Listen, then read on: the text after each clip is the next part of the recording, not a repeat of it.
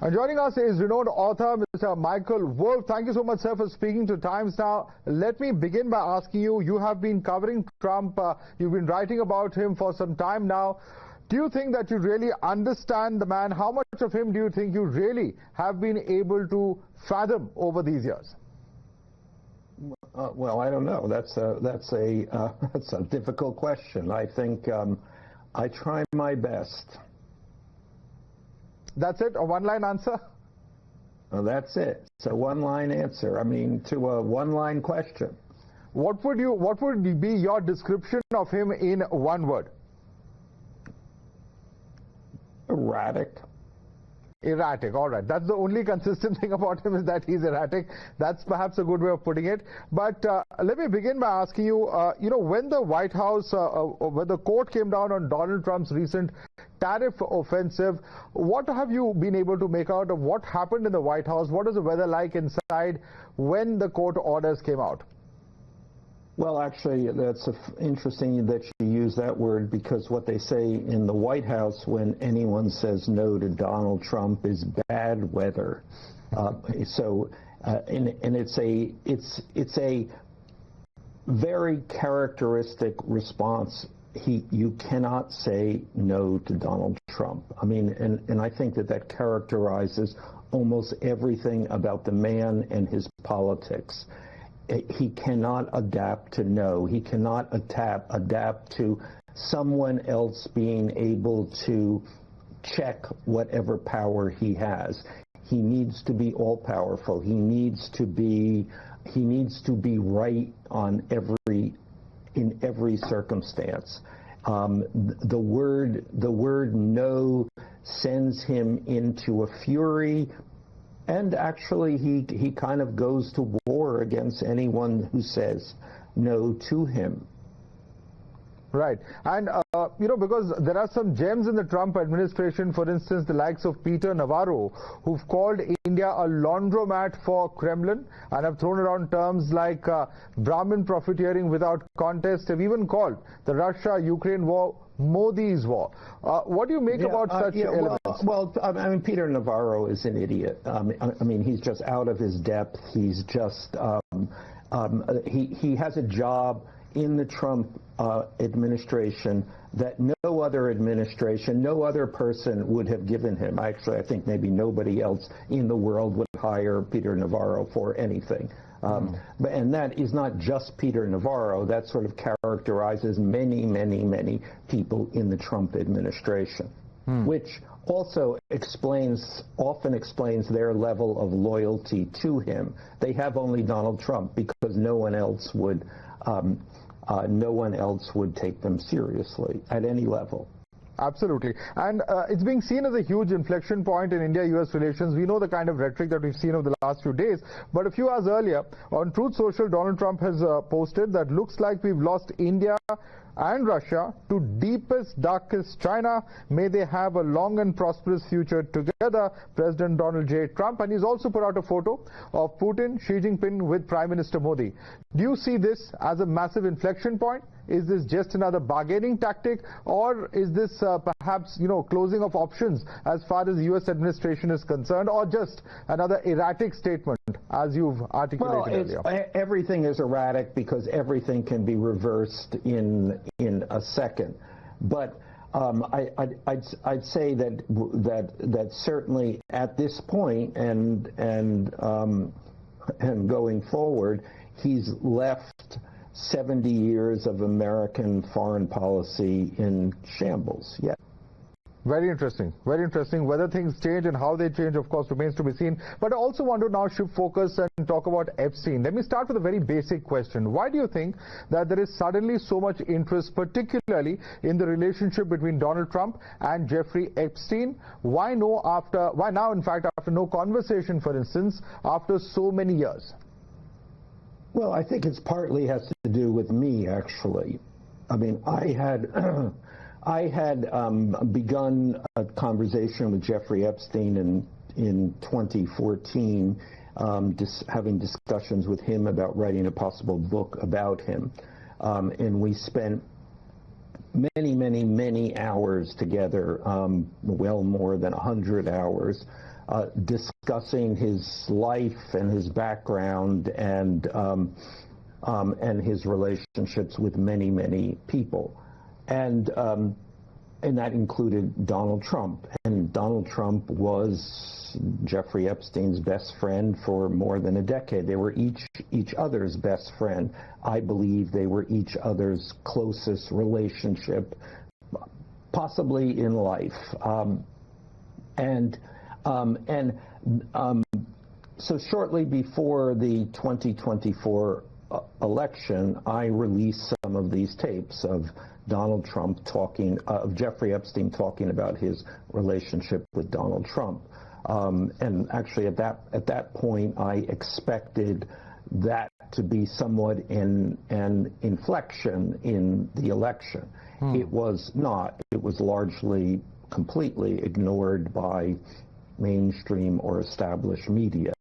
But then it began to take on legs in digital media, on the internet, and there's been this kind of strange dichotomy between established media and internet media. Established media not interested in the Epstein story, digital media, the internet, absolutely obsessed with it. Right. So I think it has finally caught up to the conversation that everybody recognizes, or many people recognize, that Jeffrey Epstein understood to be just about the representative of evil in our world, that his best friend, the person he spent the most time with, was Donald Trump.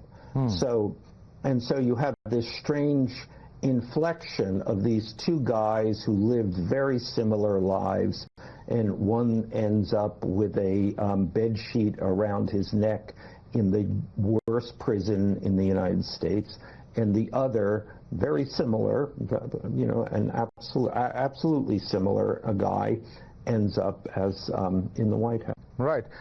Take us through the specifics of these conversations that you had. How long did you work, for instance, with Jeffrey Epstein? How long did you speak to him? And also, of course, take us through the contents and details that he mentions, about the relationship that he had with President Trump. Well, he mentioned, I mean, as I said, I spoke to him for a long time, from 2014 until shortly before his death. There's about 100 hours of conversation.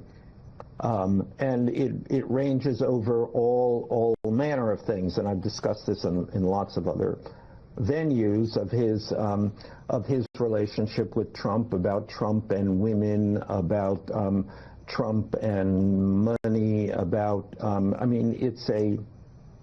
it's a vivid picture of two guys in the 1980s and 1990s who were preoccupied with their interest in women, pursuing women, particularly fashion models, and a wide variety of get-rich-quick schemes.